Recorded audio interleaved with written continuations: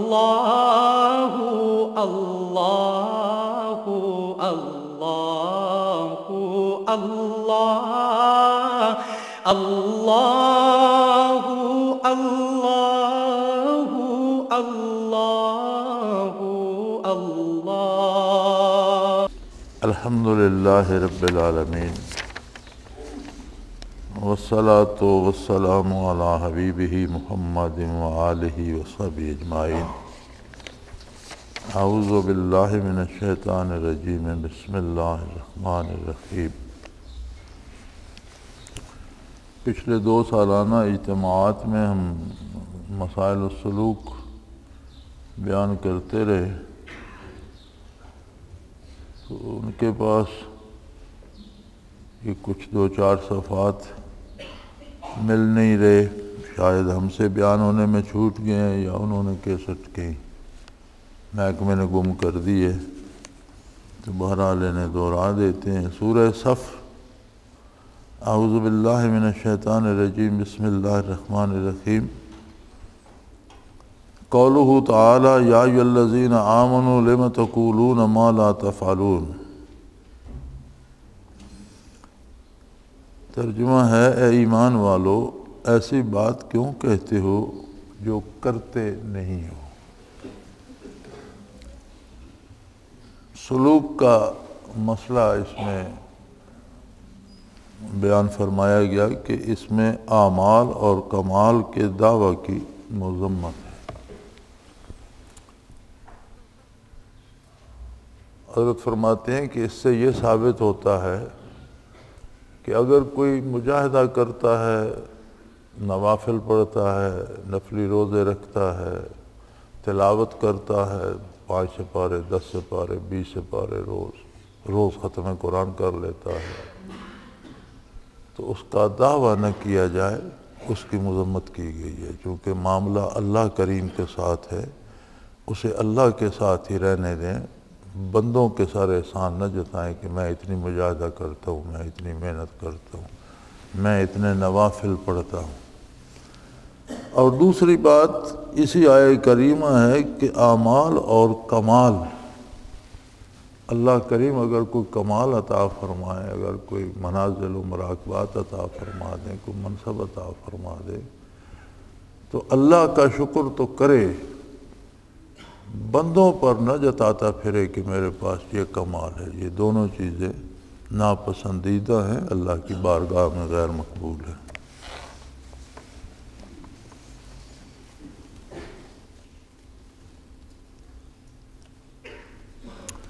قولہ تعالی وَإِذْ قَالَ مُوسَىٰ لِقَوْمِهِ يَا قَوْمِ لِمَ تُؤْذُونَنِي۔ اور جب کہ موسیٰ علیہ السلام نے اپنی قوم سے فرمایا کہ اے میری قوم مجھ کو کیوں ایذا پہنچاتے ہو۔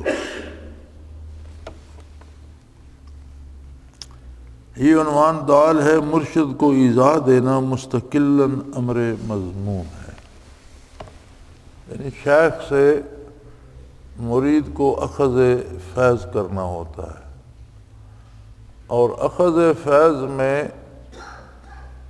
بنیادی اور مستقل جس چیز کی ضرورت ہے وہ یہ ہے کہ اس کا قلب آپ کی طرف متوجہ ہو،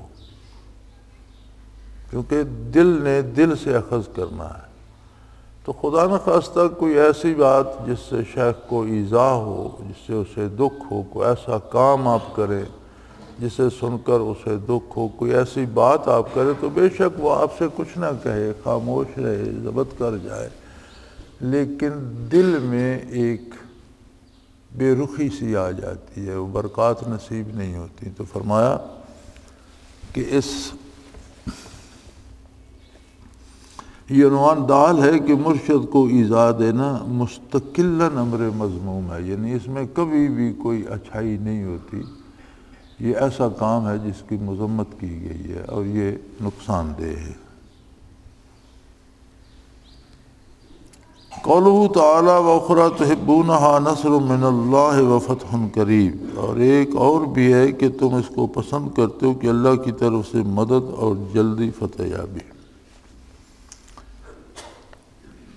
فرمایا اس میں سلوک کا مسئلہ یہ ہے کہ چونکہ اس نصرت و غلبہ کی محبوبیت اعانت فی الدین کے لیے تھی، اس سے مفہوم ہوا کہ جس دنیا سے دین پر استعانت کی جائے اس کی طلب مذموم نہیں۔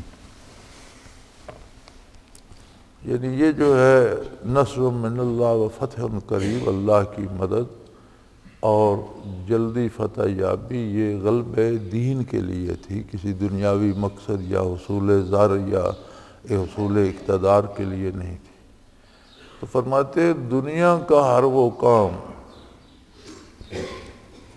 جس کے کرنے سے دین کے غلبے کی توقع ہو، تو ظاہر ہے بے دینے کے کام سے تو دین غالب نہیں ہوگا، اس کام کے کرنے کا طریقہ شرعی ہوگا تو ہی دین کے غلبے کا سبب بنے گا۔ تو وہ کام خواہ دنیا کا بھی ہو تو وہ مستحسن ہے، وہ اچھا ہے، جس سے نیکی کے پھیلنے کی امید ہو، جس سے دین کے غالب ہونے کی امید ہو، جس سے لوگوں کے اصلاح کی امید ہو، تو دنیا کا وہ کام جو ہے اس کی طلب بھی بری بات نہیں ہے، اللہ سے بھی مدد مانگے، خود بھی کوشش کرے، محنت کرے۔ دعا کا اور مانگنے کا ایک سلیقہ یہ ہے کہ جو اس کے بس میں ہے وہ کرے، جو اسباب وہ اختیار کر سکتا ہے وہ کرے، اور نتائج کے لیے اللہ کریم سے دعا مانگے۔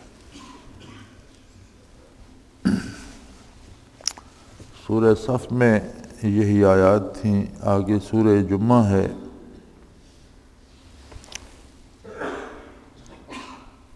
قولہ تعالی بعث فی الامیین رسولا الی الآخر۔ ترجمہ ناخواندہ لوگوں میں ایک پیغمبر بھیجا۔ اس میں دلالت ہے کہ حفاظ علوم کا اسباب عادیہ پر موقوف نہیں، یعنی یہ جو ارشاد فرمایا کہ فی الامیین رسولا، ناخواندہ لوگوں میں بغیر پڑھے لکھے جو لوگ تھے ان میں اپنا رسول بھیجا، تو فرماتے ہیں کہ علم کا حصول محض امور عادیہ پر موقوف نہیں کہ مدرسے میں پڑھا ہو، سکول میں پڑھا ہو، کالج میں جائے۔ اللہ قادر ہے کسی کو علم اپنی طرف سے بھی عطا کر دے، تو اس نے اپنے انبیاء کو علوم ہمیشہ اپنی ذات کی طرف سے عطا فرمائے ہیں۔ پس ولایت کا امیت کے ساتھ جمع ہونا ممکن ہے۔ تو اگر امی نبی ہو سکتا ہے تو ولی بھی امی ہو سکتا ہے، ان پڑھ یا مدرسے سے پڑھا ہوا نہ ہو یا کالج سکول سے پڑھا ہوا نہ ہو تو وہ ولی ہو سکتا ہے۔ لیکن فرماتے ہیں البتہ امور شرعیہ ضروریہ کا علم ضروری ہے، گو درس سے نہ ہو۔ ولایت مل تو سکتی ہے، نصیب ہو سکتی ہے، لیکن اس کے لیے جو فرائض ہیں ان کا جاننا فرض ہے، سنن کا جاننا سنت ہے، واجب کا جاننا واجب ہے۔ یعنی امور ضرور شرعیہ جو ہیں ان کا جاننا ضروری ہے۔ یہ ضروری نہیں کہ وہ درس میں جا کر پڑھے ہوں، شیخ سے سن کر جانتا ہو، اہل علم سے سن کر جانتا ہو، لیکن جو امور شرعی ضروری ہیں، پاک ناپاک، نماز، وضو کے مسائل، جو ضروری امور روزمرہ کے مسائل ہیں، کم از کم ان سے ضرور واقف ہو۔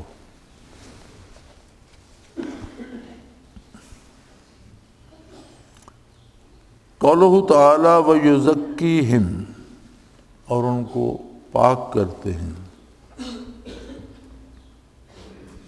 روح میں بعض کا قول نقل کیا ہے کہ یتلو علیہم اشارہ حفاظ قالبیہ کی طرف، یتلو علیہم آیات ہی، فرماتے ہیں اس میں اشارہ ہے جو بدن کے اعمال ہیں ان کی طرف، بدن کے لیے جو احکام ہیں، پاکی پلیدی، نیکی برائی، نماز، روزہ، رکوع سجود کے، اور یزکیہم میں اشارہ حفاظ قلبیہ کی طرف، اور یزکیہم میں اشارہ ہے قلب کی، دل کی طہارت اور دل کی کیفیات کو درست کرنے کی طرف۔ جس کی ایک فرد توجہ اور رابطہ بھی ہے، اور اس کا ثبوت نقل پر موقوف نہیں کیونکہ اس کی برکت مشاہدہ سے ثابت ہے۔ اور افاظہ قلبیہ یعنی قلبی فیض حاصل کرنے کی ایک ذریعہ، ایک طریقہ توجہ اور رابطہ ہے، یعنی فیض حاصل کرنے والا رابطہ رکھے، تعلق رکھے، ملاقات رکھے،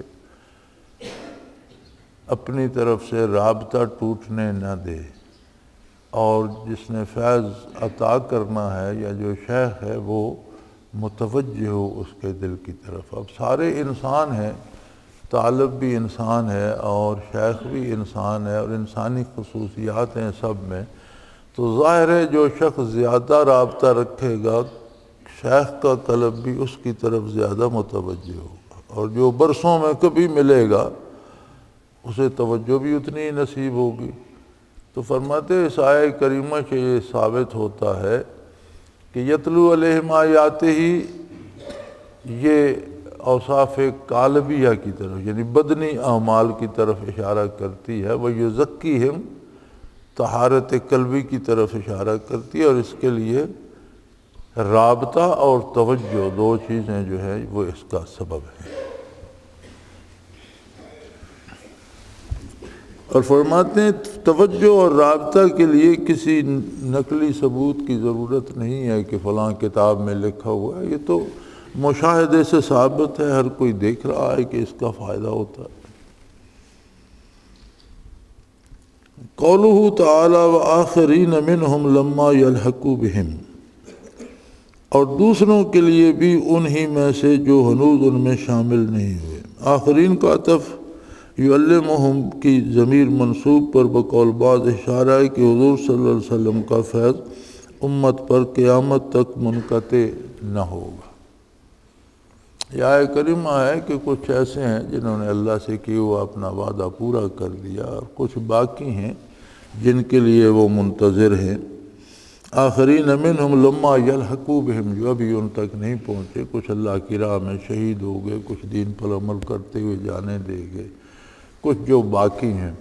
تو فرماتے ہیں اس میں اشارہ یہ ہے کہ نبی کریم صلی اللہ علیہ وآلہ وسلم کا فیض امت پر قیامت تک منقطع نہیں ہوگا، فیض جاری رہے گا، کیونکہ جو باقی ہیں ان کا حصہ بھی تو ہے، جو دنیا سے چلے گئے اپنا نصیبہ لے گئے، جو باقی ہیں ان پر بھی تو برکات اسی طرح جاری ہیں۔ اب یہ حاصل کرنے والے پر ہے کہ وہ کس خلوص سے، کس صدق دل سے کتنی برکات حاصل کرتا ہے، اس کے لیے کیا وسائل اور کیا ذرائع اختیار کرتا ہے، پھر بات اسی توجہ اور رابطے پہ آ جاتی ہے۔ اور فرماتے ہیں اسی طرح اولیاء آپ کے ورثاء ہیں،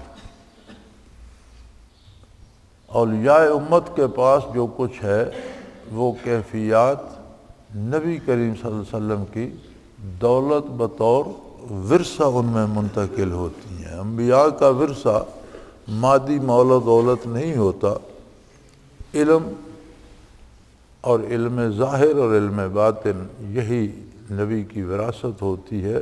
اولیاء امت وارث ہیں اس ورثہ کے، اسی طرح ان کا فیض بھی بعد وفات جاری رہتا ہے۔ اسی طرح اولیاء اللہ کی فیوضات جو ہے وہ بھی ان کی موت سے ختم نہیں ہو جاتے، ان کے فیوضات بھی جاری رہتے ہیں۔ ہاں، حصول فیض کا سلیقہ وہی ہے جو شرعی ہے۔ اور ایک بات کی اور میں وضاحت کر دوں کہ ولی اللہ جب دنیا سے اٹھ جاتے ہیں، فوت ہو جاتے ہیں، تو عالم برزخ سے اخذ فیض کے لیے کسی زندہ شیخ کی اتنی ضرورت ضرور ہوتی ہے کہ وہ اسے برزخ میں پہنچنے، برزخ سے فیض حاصل کرنے، برزخ میں کلام کرنے کی توفیق نصیب ہو جائے، اتنا اسے کوئی شیخ ظاہر کرا دے کہ وہ اہل برزخ تک پہنچ سکے، بات کر سکے، بات سن سکے، اخذ فیض کر سکے۔ اس سے آگے کے سارے منازل برزخ سے بھی حاصل کیے جا سکتے ہیں، لیکن یوں ہی بغیر شیخ کے برزخ تک رسائی ممکن نہیں۔ یہ ایک تبدیلی ہو جاتی ہے کہ شیخ زندہ ہے، آپ مل لیتے ہیں اور وہیں سے اخذ فیض شروع کر لیتے ہیں، لیکن بعد از وفات آپ کو کوئی بندہ چاہیے جو برزخ تک پہنچا دے اور جن کی برزخ میں رسائی ہو جاتی ہے۔ اب ایک مصیبت یہ ہے کہ یہاں ہم نے فیض کا مفہوم بدل دیا ہے۔ فیض جو علماء اور اہل علم جسے فیض کہتے ہیں وہ ہے کیفیات قلبی کا نام، مدارج سلوک، مقامات و منازل سلوک کا نام ہے۔ ہمارے یہاں ہم نے دنیاوی کاموں کو فیض کا نام دے رکھا ہے، جی فلاں کے فیض سے میرا پہلے 1 ٹرک تھا اب 10 ہو گئے، فلاں کے فیض سے میرے بچے پہلے 3 تھے اب 5 ہو گئے، فلاں کے فیض سے میرے پاس اتنی دولت آ گئی۔ اولاد کا ہونا، مال و دولت کا ہونا، ملازمت کا ملنا، یہ رزق مخلوق بننے سے پہلے اللہ نے تقسیم فرما دیا تھا۔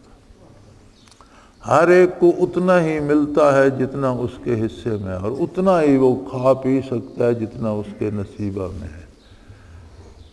ہمارے ہاں صرف ہمارا لینے کا طریقہ ہے، اگر ہم شرعی طریقہ جائز اور حلال وسائل اختیار کرتے ہیں جو بھی نصیب ہے وہ ملے گا، اور اگر ہم چوری چکاری، رشوت، بے ایمانی، جھوٹ سے جمع کرتے ہیں تو ملے گا وہی جو ہمارے حصے کا ہے۔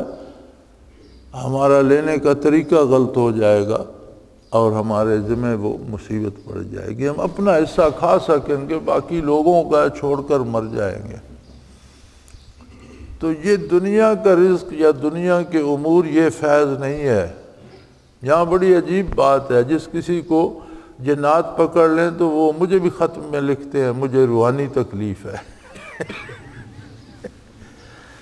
بیماری جو ایسی ہو جس کی بظاہر سمجھ نہ آتی ہو، کوئی کسی پر جادو ہو جائے، کسی کو نظر بد کا اثر ہو جائے، کسی کو جن پکڑ لے تو کہتے ہیں روحانی تکلیف ہے، اور دولت مل جائے یا دنیا کی مال مل جائے تو کہتے ہیں بڑا فیض نصیب ہو۔ یہ دونوں باتیں غلط ہیں۔ روحانی تکلیف کا تو تصور ہی نہیں، روحانی تو تکلیف ہوتی ہے جب بندہ دین سے جتنا دور ہو جائے اتنا روحانی طور پر بیمار ہوتا رہتا ہے، خواہ کتنا ہی صحت مند ہو۔ روحانی تکلیف کہتے ہیں بے دینی کو۔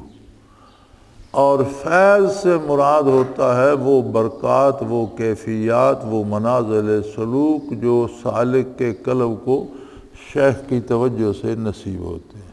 تو فرمایا جس طرح نبی کریم صلی اللہ علیہ وسلم کا فیض قیامت تک جاری ہے، اسی طرح اولیاء امت کا فیض بھی قیامت تک جاری رہتا ہے۔ اور یہ سلسلہ اویسیہ تو اس کی زندہ مثال ہے کہ 3 صدیوں کا فاصلہ ہے مشائخ میں، لیکن 300 سال بعد جب کوئی اخذ فیض کے قابل ہوا تو پھر وہاں سے فیض شروع ہو گیا۔ قولہ تعالی مثل الذین حملوا التوراۃ، جن لوگوں کو تورات پر عمل کرنے کا حکم دیا گیا ہے، اس میں اشارہ ہے اس شخص کی بدحالی کی طرف جو باوجود علم کے انکار کرے۔ اہل کتاب کی بات ہو رہی تھی، یہود و نصارہ کی۔ قرآن فرماتا ہے کہ انہیں کتاب پر عمل کرنے کا حکم دیا گیا لیکن انہوں نے عمل نہیں کیا۔ تو فرماتے ہیں کہ یہاں اس شخص کی بدحالی، اس کے برے حال کی طرف اشارہ ہے۔ وہ شخص بہت ہی بد نصیب ہے اور اس کا حال بہت برا ہوگا جو باوجود جاننے کے اس پر عمل نہیں کرتا۔ جو نہیں جانتا اور غلط کام کرتا ہے وہ بھی برا ہے، اچھا نہیں ہے، لیکن جو جانتا ہے کہ یہ کام غلط ہے اور پھر کرتا ہے وہ تو بہت ہی برا ہے۔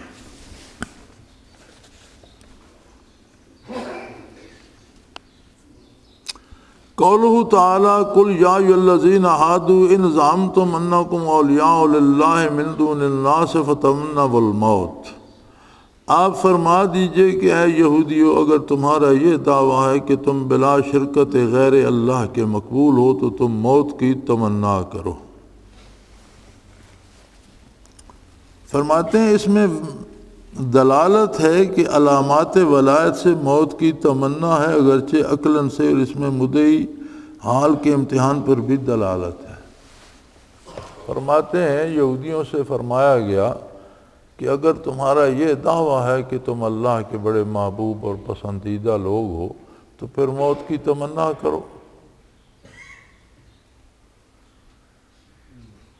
چونکہ موت کے بعد تو تمہیں اللہ کے قرب اور اللہ کی رحمت کی امید ہے، تو پھر موت کی تمنا کرو۔ تو فرمایا ولایت کی ایک دلیل یہ بھی ہے، شرعاً موت کے لیے دعا مانگنے کی اجازت نہیں ہے، نبی کریم صلی اللہ علیہ وسلم نے منع فرمایا، وہ اور بات ہے، لیکن کسی کے دل میں یہ آرزو رہنا کہ اللہ مجھے اچھی زندگی دے اور اس دنیا کی مصیبت سے نکال کر اچھی زندگی آخرت کی عطا فرمائے، یہ ولایت کی یعنی ولایت کی ایک دلیل یہ بھی ہے کہ بندے کو ہر لمحہ موت سامنے رہتی ہے،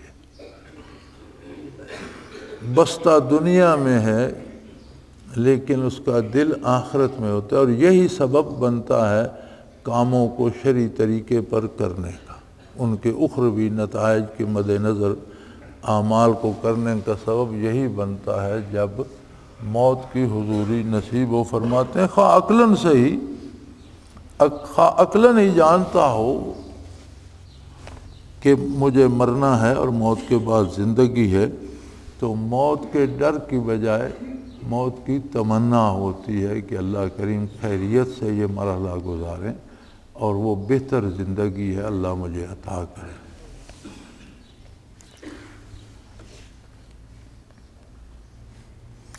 قولہ تعالی وَإِذَا قُضِيَتِ الصَّلَاةُ فَانتَشِرُوا فِي الْأَرْضِ وَابْتَغُوا مِنْ فَضْلِ اللَّهِ وَاذْكُرُوا اللَّهَ كَثِيرًا لَعَلَّكُمْ تُفْلِحُونَ۔ وَإِذَا رَأَوْا تِجَارَةً إِلَى الْآخِرِ، پھر جب نماز پوری ہو چکے تو تم زمین پر چلو پھرو اور اللہ کی روزی تلاش کرو اور اللہ کو بکثرت یاد کرتے رہو تاکہ تم کو فلاح ہو۔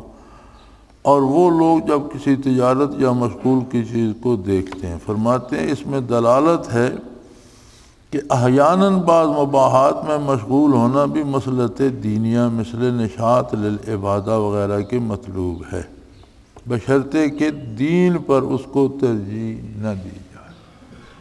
یعنی بعض ایسے مشاغل جو شرعاً مباح ہیں، جو ممنوع نہیں ہیں، وہ کھیل کود ہیں، جیسے تلوار بازی کی مشق ہوتی ہے، جیسے تیر اندازی نشانہ بازی کی مشق ہوتی ہے، جیسے گھڑ دوڑ کی مشق ہوتی ہے، یا اور اس طرح کے کھیل جو مروجہ کھیل ہیں، اس حد تک جس حد تک ان میں جسمانی صحت یا قلبی فرحت کا دخل ہو اور اس میں دین کا حرج نہ ہوتا ہو، یہ نہ ہو کہ کھیل میں لگے لگے نمازوں کے اوقات گزر جائیں اور سجدہ بھی نہ کرے، اس طرح کا نہ ہو، یا ان پہ اتنا اخراجات آتے ہوں کہ جس سے ملک کی آدھی غریب آبادی پل سکتی ہے، آپ ایک کھیل پہ اتنا خرچ کر دیں، یہ نہ ہو، کوئی اس میں ایسی برائی نہ ہو، تو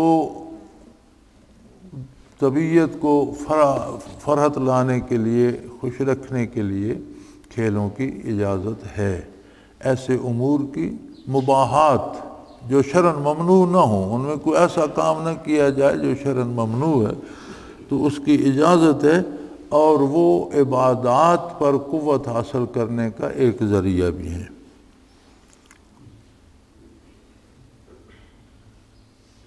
اور روح میں ہے کہ اس عطاب میں اشارہ کیفیت تربیت مریدین کی طرف جب ان سے کوئی غلطی ہو جائے۔ فرمایا روح المعانی میں یہ ہے کہ اس آیہ کریم میں اس طرف بھی اشارہ ہے کہ مریدین سے اگر کوئی غلطی ہو جائے تو ان پر جو عتاب کیا جائے یا جو انہیں کہیں روک ٹوک کی جائے یا سخت سست کہا جائے تو اس سے اس طرح کیا جائے کہ ان کو جھڑکا تو جائے، روکا تو جائے، لیکن ان کی کیفیات قلبی جو ہیں وہ خراب نہ ہوں۔ یعنی شیخ میں اتنا ظرف، اتنا حوصلہ ہونا چاہیے کہ کسی مرید سے کوئی غلطی ہو گئی ہے تو اسے جھڑک دے، روک دے، اس سے منع کر دے، لیکن اس کا اثر اس کی کیفیات قلبی پہ نہیں جانا چاہیے، وہ باقی رہیں۔ سورہ جمعہ تمام ہوئی، اس سے آگے سورہ منافقین ہے۔ قوله تعالی هم الذين يقولون لا تنفقوا الى قوله تعالی يقولون لئن رجعنا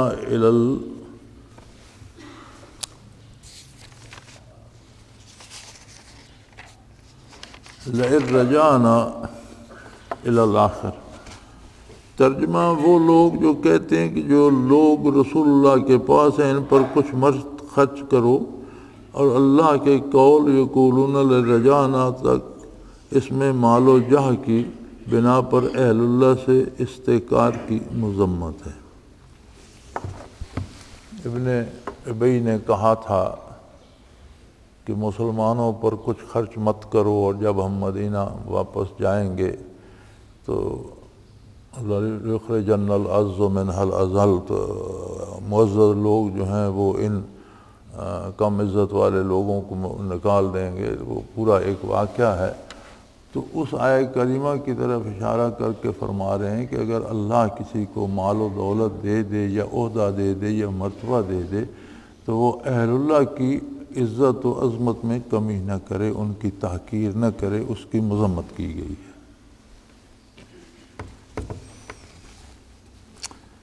قولہ تعالی یا ایھا الذین آمنوا لا تلہکم اموالکم، اے ایمان والو تم کو تمہارے مال اور اولاد اللہ کی یاد سے غافل نہ کریں، اس میں غفلت کی مذمت۔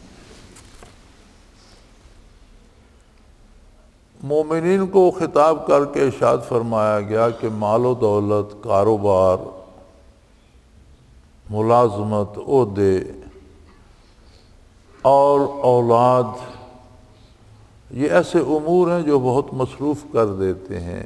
تجارت ہے، ملازمت ہے، مزدوری ہے، حصول رزق میں بندہ لگ جاتا ہے، اور یہ ضروری ہے کہ حصول رزق کے جائز وسائل اختیار کرے۔ اولاد بڑی عزیز ہوتی ہے، اب ان کی مصروفیات، کسی کی سکول کا مسئلہ، کسی کی وردی کا مسئلہ، کسی کو بھیجنے لانے کا مسئلہ، تو یہ ایسی مصروفیات ہوتی ہیں جو بندے کا سارا وقت لے لیتی ہیں۔ تو فرمایا اگرچہ یہ سارے کام کرنا شرعی طریقے کے مطابق اگر کیے جائیں تو بجائے خود عبادت ہیں، لیکن ان کو اللہ کی یاد سے غفلت کا سبب نہیں بننا چاہیے۔ ان کی وجہ سے آپ کے معمولات میں فرق نہیں آنا چاہیے۔ ذکر الہی کے اوقات جو آپ کے ہیں ان میں ذکر الہی کیا جائے اور متوجہ اللہ رہا جائے۔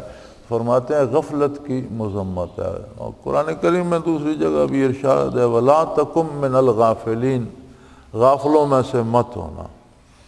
اب غفلت کو ہم یہ سمجھتے ہیں کہ شاید کسی دن کا معمول چھوٹ جائے تو یہ غفلت ہے۔ نہیں، غفلت عمر بھر کی غفلت بھی غفلت ہے، سال کی غفلت بھی غفلت ہے، مہینے کی غفلت بھی غفلت ہے، ایک دن کی غفلت بھی غفلت ہے، اور یاد رکھیں ایک لمحے کی غفلت بھی غفلت ہے،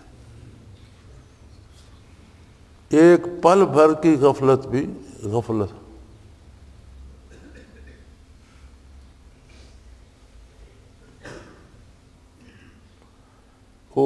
کسی نے کہا تھا کہ رفتم کے خار از پاکشم محمل نہاں گشت از نظر، یک لحظہ غافل چون شدم 100 سالہ راہم دور شد۔ رفتم کے خار از پاکشم، محبوب کے معمل سواری کے ساتھ جا رہا تھا، پاؤں میں کانٹا چبھ گیا تو میں بیٹھ گیا کہ پاؤں سے کانٹا نکالوں۔ محمل نہاں گشت از نظر، میں تو پاؤں کا کانٹا نکالتا رہا اور وہ سواری آنکھوں سے اوجھل ہو گئی۔ یک لحظہ غافل چون شدم 100 سالہ راہم دور شد، غفلت تو ایک لمحے کی تھی لیکن فاصلہ صدیوں کا پڑ گیا، پھر شاید صدیوں بعد میں جا معمل کو پہنچوں۔ تو غفلت ایک لمحے کی بھی غفلت ہوتی ہے۔ تو ذکر دوام مطلوب ہے، ہر حال میں ہر وقت اللہ کی یاد رہنی چاہیے۔ انسان ہے، دنیاوی مصروفیات ہیں، سو فرمایا اذا وذکر اللہ وذکر ربک اذا نسیت، اپنے پروردگار کا ذکر کر، اگر بھول جائے کسی طرف مجھے تو جیسے یاد آ جائے پھر ذکر کرنا شروع کر دے۔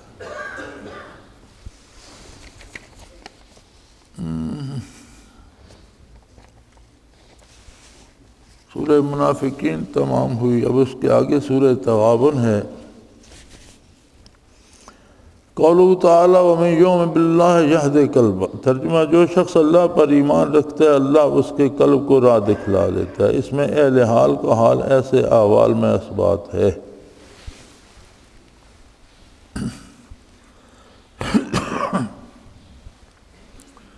ومن یؤمن باللہ، بڑی عجیب بات ہے. ہر مسلمان کا دعویٰ ہے کہ میں اللہ پر ایمان رکھتا ہوں، اور وہ لا الہ الا اللہ محمد الرسول اللہ صلی اللہ علیہ وسلم کہتا ہے. پھر یہ بات عجیب نہیں ہے کہ یہ فرمایا جائے کہ جو ایمان رکھتا ہے اللہ اس کے قلب کو راستہ دکھا دیتا ہے، کیفیات قلبی نصیب ہو جاتی ہیں، صاحب حال ہو جاتی ہیں. یہ بہت عجیب بات نظر آتی ہے، اس لیے کہ کہنے کو تو ہم سب ایمان رکھتے ہیں، لیکن یقین کی وہ کیفیت جو ایسی دل نشیں ہو جائے کہ دل کا حال بن جائے ایمان باللہ. عقلی طور پر تو سب مانتے ہیں، اور عقلی طور پر ماننا کوئی کمال نہیں ہے، چونکہ عقل عاجز آ جاتی ہے. بالآخر اسے ایک ایسی طاقت کو ماننا پڑتا ہے جو سب کا موجد، سب کے چلانے والا، سب کا سرچشمہ. عقل چل پڑے گی جی اس کو کس نے بنایا، یہ فلاں چیز سے بنی، اس چیز کو کس نے بنایا، فلاں سے بنی، فلاں سے فلاں. چلتے چلتے ایک ایسا خالق چاہیے جسے کسی نے نہیں بنایا اور جس نے سب کو بنایا، ورنہ یہ تسلسل چلتا رہے گا. خرد نے کہہ بھی دیا لا الہ تو کیا حاصل؟ خرد کی تو مجبوری، عقل کی تو مجبوری ہے. دل و نگاہ مسلمان ہی تو کچھ بھی نہیں، دل مانے. اور جب دل مانتا ہے تو آدمی سراپا اطاعت بن جاتا ہے. اور فرمایا جو آدمی اس حقیقت کو پا لیتا ہے اللہ اسے صاحب حال بنا دیتا ہے. تفاسیر میں دوسری جگہ موجود ہے، علماء تفسیر فرماتے ہیں کہ جب یہ کیفیت ہوتی ہے تو اللہ اس کو ایسے لوگوں کے پاس پہنچا دیتا ہے جو صاحب حال ہوتے ہیں، اور وہ برکات حاصل کر کے وہ بھی صاحب حال بن جاتا ہے. تو اپنے اپنے ایمان کی یہ بھی پرکھ ہے کہ میرے ماننے میں کتنی قوت ہے، کتنے صدق سے، کتنی گہرائی سے میں نے مانا ہے.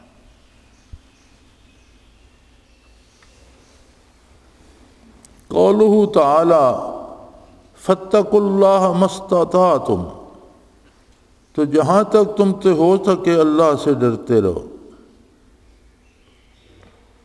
اس میں دلالت ہے سلوک و اصلاح میں تدرج کافی ہے. یعنی یہ آیت اس بات پہ دلالت کہ جہاں تک ہو سکے اللہ سے ڈرو، تو اس میں اس بات پر دلالت ہے کہ سلوک اور ان مقامات اور کیفیات میں تدریج ہے، یکے بعد دیگرے نصیب ہوتی ہیں. یہ نہیں ہو سکتا کہ بندہ آتا جائے اور وہ اعلیٰ منازل پر پہنچ جائے. ان میں تدریج ہے، ترتیب ہے، یکے بعد دیگرے جو قسمت میں ہے وہ نصیب ہوتی ہیں.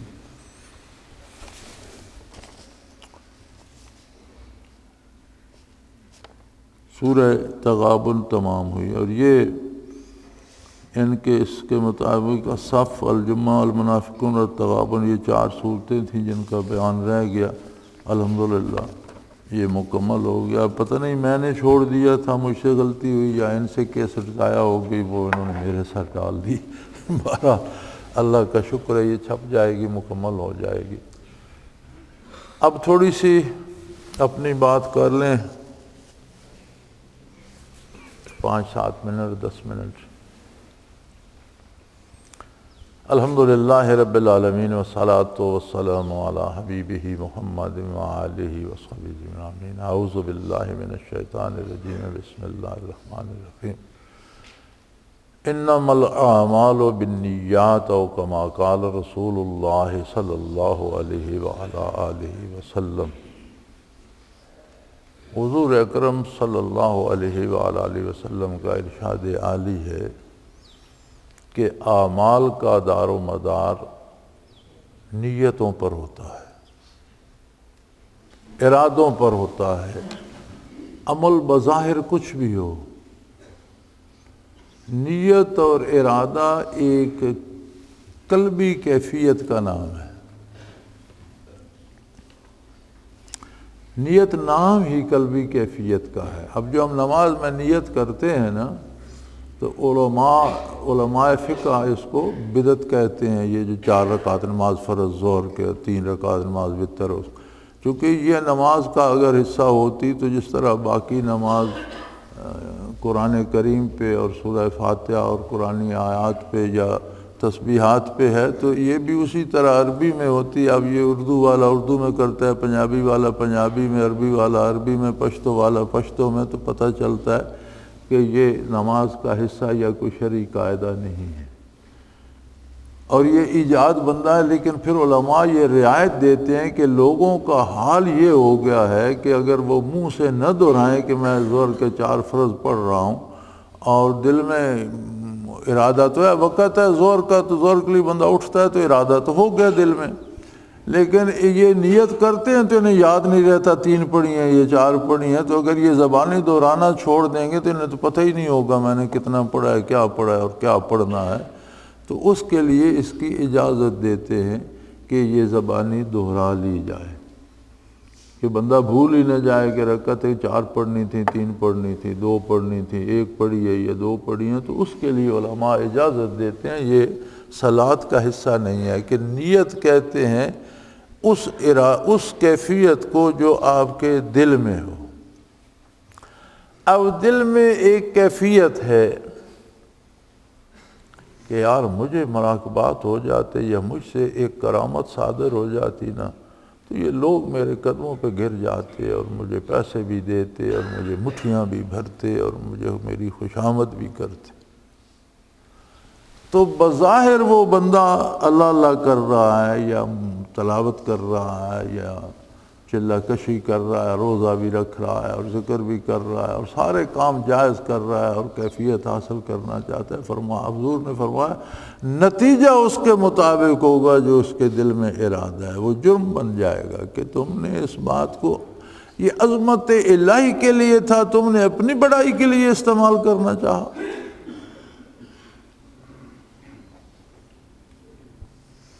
اسی طرح کوئی مجاہدہ کرتا ہے اور دل میں نیت یہ ہے کہ مجاہدہ کرنے سے کشف حاصل ہو جائے گا اور لوگ مجھے صاحب کمال کہیں گے اور میں لوگوں کو قبروں کے حالات بتاؤں گا اور لوگوں کے دنیاوی امور کے حالات بتاؤں گا، تو میری بڑی عزت ہوگی۔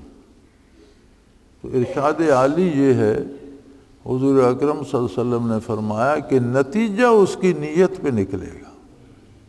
کام تو اللہ اللہ کرتا رہا، اچھا کرتا رہا، راتوں کو بیٹھ کر ذکر کرتا رہا، لیکن نیت عظمت الہیہ، حصول قرب الہیہ، رضا الہی کی نہیں تھی، نیت اپنی بڑائی کی تھی۔ تو علماء سلوک تو اس کو شرک قرار دیتے ہیں، وہ تو بڑی سختی کرتے ہیں کہ یہ تو شرک ہے، خود کو اللہ کا شریک بنا لیا، اپنی بڑائی جتانا چاہتا ہے، اپنی عظمت لوگوں سے منوانا چاہتا ہے۔ اور یہ بڑا نازک مسئلہ ہے، ہم انسان ہیں اور یہ دور نبی علیہ الصلوۃ والسلام کے مبارک دور سے بہت دور ہو چکا ہے۔ 1450 سال درمیان میں حائل ہو گئے ہیں۔ صدیوں کے فاصلے بڑے لمبے فاصلے ہوتے ہیں اور بڑی جرأت کا کام ہے کہ صدیوں کے فاصلوں کو چیر کر برکات نبوت کو خلوص سے دل سے حاصل کیا جائے۔ یہ محض اللہ کی عطا سے ہو سکتا ہے، یہ بہت مشکل کام، اور اس میں کسی نہ کسی درجے پہ آ جاتا ہے، اس کا خیال رکھا جائے، کسی نہ کسی درجے پہ ذہن میں فطور آ جاتا ہے کہ میں بڑا صاحب کمال ہوں، خود کو دوسروں سے بڑا سمجھنے لگ جاتا ہے، دوسروں سے خدمت ہی نہیں لیتا، پیسے لینا شروع کر دیتا ہے۔ یہ ساری محنت اس لیے ہے کہ چند ٹکے ملیں یار، پیسے تو ایک دن سڑک پہ کھڑے ہو کر بندوق لے کر 2 بسیں روک لو اور جتنا دل ہے لوٹ کے چلے جاؤ، پرچہ نامعلوموں کے خلاف ہوگا، یہ حکومت تو پوچھتی نہیں۔ تو اس محنت اور مجاہدے اور کیفیات قلبی کو چند ٹکوں پر کیوں بیچا جائے؟ یا انسان کیا ہے اور انسان کی بڑائی کیا ہے؟ اللہ کریم نے انسان کو ڈھانپا ہوا ہے، اسے پردے میں رکھا ہوا ہے، ورنہ انسان کو ذرا سا کانٹا بھی لگ جائے نا تو اتنا خون نکل آئے جو اپنی جگہ سے چل پڑے تو وہ وضو بھی ٹوٹ جاتا ہے، اور کپڑے پر لگ جائے کپڑا بھی ناپاک ہو جاتا ہے۔ اندر تو سارا یہی کچھ ہے۔ تو ہر انسان اتنا ہی کچھ ہے، مٹی کا ایک ڈھیر ہے اور مختلف نجاستوں کا ایک مجموعہ ہے۔ اللہ نے اس پر اپنے کرم سے کھال چڑھا کر اسے پردے میں رکھا ہوا ہے۔ انسان کوئی شے نہیں ہے، عظمت ساری اللہ کے لیے ہے، اور سارا مجاہدہ، ساری محنت اس لیے ہوتی ہے کہ عظمت الہی سے زیادہ آشنائی نصیب ہو۔ جتنی آشنائی عظمت الہی سے نصیب ہوتی ہے اتنا عجز اور واماندگی آتی ہے، اتنا اپنی عاجزی کا، اپنے نہ ہونے کا احساس ہوتا ہے۔ تو یہ ایسی حساس باتیں ہیں کہ بظاہر یہ چھوٹی چھوٹی باتیں ہیں، لیکن یہ آدمی کی پوری عاقبت اور اخروی زندگی کو متاثر کر دیتی ہیں، اور بعض اوقات ساری دنیا کی جو محنت ہے، مجاہدہ ہے، اسے ضائع کرنے کا سبب بن جاتی ہیں۔ لہذا ان کی طرف ضرور توجہ رکھی جائے اور ایک دوسرے کے لیے دعا کی جائے۔ میں آپ کے لیے دعا کروں، آپ میرے لیے دعا کریں، اللہ مجھے ان چیزوں سے بچائے۔ میرا کام ہے آپ سب کے لیے دعا کروں، اللہ آپ کو ان چیزوں سے بچائے، چونکہ بہت سے واقعات دیکھے بھی ہیں۔ بڑی عجیب حالت ہوتی ہے، بڑے عجیب واقعات ہوتے ہیں، آدمی دیکھ کر حیران ہو جاتا ہے۔ ایسے لوگوں کو دیکھا جن کے بہت اچھے مشاہدات، منازل بہت بلند تھے، مدت حضرت رحمۃ اللہ علیہ کے ساتھ بڑے خلوص سے رہے، بہت اچھی کیفیات تھی۔ مجھے ایک بندہ یاد ہے، ہم پشاور جا رہے تھے حضرت جی رحمۃ اللہ علیہ کے ساتھ، تو میرا پستول میرے پاس تھا، اسلحہ ہمیشہ میرے پاس ہوتا ہے، ساری زندگی رہا، اب بھی ہوتا ہے۔ تو میں نے اس ساتھی کو دے دیا کہ یار یہ تھوڑی دیر، وہ گلے میں پہننے والا اس وقت وہ ہوتا تھا۔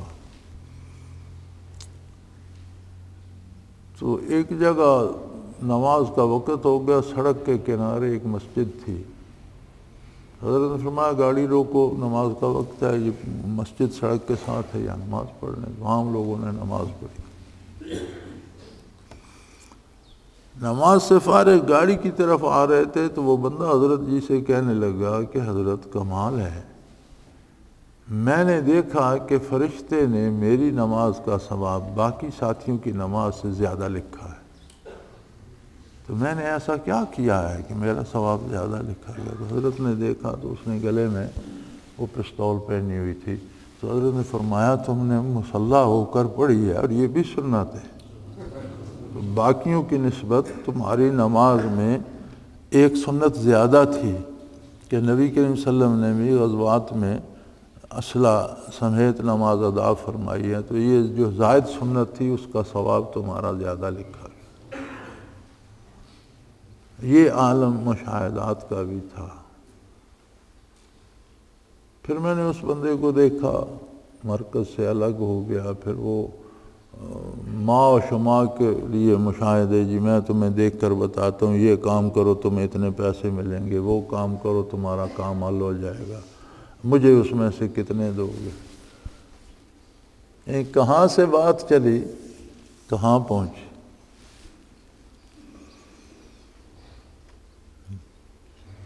پھر وہ بڑا عرصہ ہوا ان کا انتقال ہو گیا۔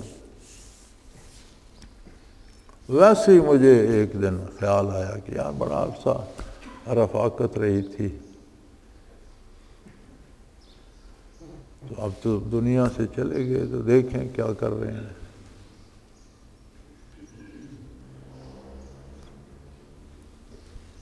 استغفر اللہ، میں نے دیکھا قبر میں آگ کی تاروں کی ایک جالی سی بنی ہوئی ہے، اور اس میں لٹکے ہوئے ہیں، جیسے ہم سبزی لیتے ہیں تو ایک جالی دار سا کپڑا نہیں دیتے، فروٹ یا سبزی اس میں ڈال دیتے ہیں تھیلے میں، اس طرح۔ عجیب بات ہے، وجود انسانی ہے، ایمان نہ ہو تو وجود جو ہے وہ انسانی نہیں رہتا، وجود انسانی ہے، لیکن اس میں تھیلے میں لٹک رہے ہیں، اور وہ ساری تاریں ہیں، اب اس میں آگے نہ بات ہو سکتی ہے نہ بندہ جا سکتا ہے۔ بہرحال یہ کیا ہے؟ تو مجھے یہ سمجھ آئی کہ یہ وہ امیدیں ہیں جو انہوں نے لوگوں سے وابستہ کر لی تھی کہ اس سے مجھے پیسے ملیں گے، یہ میری عزت کرے گا، یہ مجھے گاڑی میں بٹھا کر لے جائے گا، اس سے میرا یہ وہ جو چھوٹی چھوٹی امیدیں انہوں نے وابستہ کی تھی لوگوں سے، برزخ میں اللہ نے ہر امید کو آگ کی ایک تار بنا دیا، اور وہ ایک جال بن گیا، اب یہ اس میں لٹک رہے ہیں۔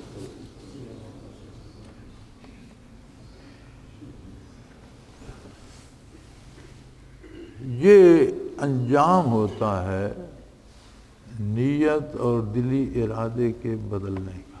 انما الاعمال بالنیات، جو کچھ تمہارے دل میں ہوگا نتائج اس کے مطابق ہوں گے۔ تو میرے بھائی، میرے سمیت ہم سب کو اپنے دلی ارادوں پر غور کرنا چاہیے۔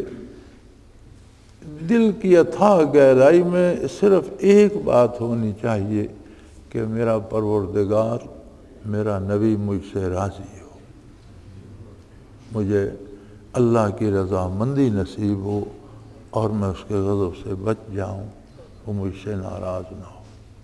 اپنی بڑائی کا خیال، حصول زر کا خیال، عہدوں کا لالچ، یہ چیزیں، اور پھر اللہ اللہ کی بنیاد پر دنیا کا خیال کہ میں مجاہدہ کروں، لوگ مجھے بڑا پیر مانیں، مجھے غوث لکھیں، مجھے میرے نام کے ساتھ قطب الاقطاب لکھیں، میری شہرت ہو جائے، لوگ مجھے پیسے دیں، یہ خطرناک کھیل ہے۔ اللہ اس سے اپنی امن و پناہ میں رکھے۔ وآخر دعوانا ان الحمدللہ رب العالمین۔ الحمدللہ رب العالمین، والصلاة والسلام علی حبیبہ محمد وآلہ وصحبہ اجمعین۔ اللہم ربنا لا تقتلنا بغضبک ولا تہلکنا بغضابک واعف عنا قبل ذلک۔ اللہم ربنا لا تسلط علینا من لا یرحمنا، انت ولینا فی سفرنا وحضرنا فی مالنا واہلنا، انت ولینا فی الدنیا والآخرہ، توفنا مسلمین والحقنا بالصالحین۔ اللہم انصر الاسلام والمسلمین، اللہم اعز الاسلام والمسلمین۔ اللہ اس ملک کو ہمیشہ قائم رکھ، اور اس پر عدل و انصاف کی اور دین کی حکومت قائم فرما۔ یا اللہ مظلوموں بے گناہوں کی مدد فرما۔ یا اللہ زیادتی کرنے والوں کو توبہ کی توفیق عطا فرما۔ عامۃ المسلمین کو ہدایت نصیب فرما۔ رب کریم ہمیں بخش دے، ہمارے والدین، ہمارے اساتذہ کو بخش دے، ہماری اولادوں، ہمارے بہن بھائیوں، ملنے جلنے والوں کو بخش دے۔ یا اللہ مسلمانوں پہ رحم فرما، بے کسوں کی دستگیری فرما، اللہ بیماروں کو شفا عطا فرما۔ یا اللہ رحمت کی بارش نازل فرما۔ اللہ منزل علینا من السماء ماء مبارکا نافعا غیر دار، نافعا غیر دار، نافعا غیر دار، والذی ينزل الغیث من بعد ما قنط وینشر رحمتہ وهو الولی الحمید۔ وصلی اللہ تعالی علی حبیبہ محمد وآلہ وصحبہ اجمعین برحمتک یا ارحم الراحمین۔ اللہ اللہ اللہ اللہ اللہ اللہ اللہ اللہ حضرت امیر محمد اکرم آوان مد ذلہ العالی دارل عرفان منارہ ضلع چکوال میں سالہ سال سے قرآن و حدیث کے اوپر خطابات کر رہے ہیں اور سلسلہ نقشبندیہ اویسیہ کے مطابق لوگوں کو ذکر الہی کی تربیت دے رہے ہیں۔ وہ قرآن پاک کی تفسیر ترتیب وار بیان کر رہے ہیں۔ تفسیر قرآن کو وہ موجودہ ملکی اور بین الاقوامی حالات کے مطابق بیان کرتے ہیں۔ موٹر وے سے کلر کہار کے انٹرچینج سے نکلتے ہوئے کلر کہار کی جھیل سے ہوتے ہوئے میانی، بوچھال اور نورپور سے گزرتے ہوئے دارالعرفان منارہ پہنچ سکتے ہیں۔ حضرت امیر محمد اکرم آوان نے بچیوں اور بچوں کی دینی اور دنیاوی تعلیم کے لیے سقارہ اکیڈمی کے نام سے ایک درسگاہ بھی قائم کی ہے، جس کا افتتاح ملک پاکستان کے صدر جنرل محمد ضیاء الحق نے اپنے دست مبارک سے کیا تھا۔ وہ تمام احباب جو اسلام کی طلب رکھتے ہیں ان سے گزارش ہے کہ دارالعرفان منارہ ضلع چکوال میں امیر محمد اکرم آوان صاحب کے خطابات سے مستفید ہوں۔ وہ ہر جمعے کو نماز سے پہلے بیان فرماتے ہیں۔ ہر ماہ کی پہلی اتوار کو ماہانہ اجتماع ہوتا ہے جس میں آپ خصوصی خطاب فرماتے ہیں اور پاکستان کے چاروں صوبوں سے احباب اس اجتماع میں شرکت کرتے ہیں۔ اس کے علاوہ یہاں سال میں 2 مرکزی اجتماعات بھی ہوتے ہیں، ایک رمضان المبارک میں اعتکاف کا اجتماع اور دوسرا جولائی اور اگست میں 40 دن کا اجتماع ہوتا ہے جس میں روحانی تربیت کی جاتی ہے۔ اپنا خون سیماب دے کر اتنا ہم کر جائیں گے، نام آقا کا چمن میں پھر رقم کر جائیں گے۔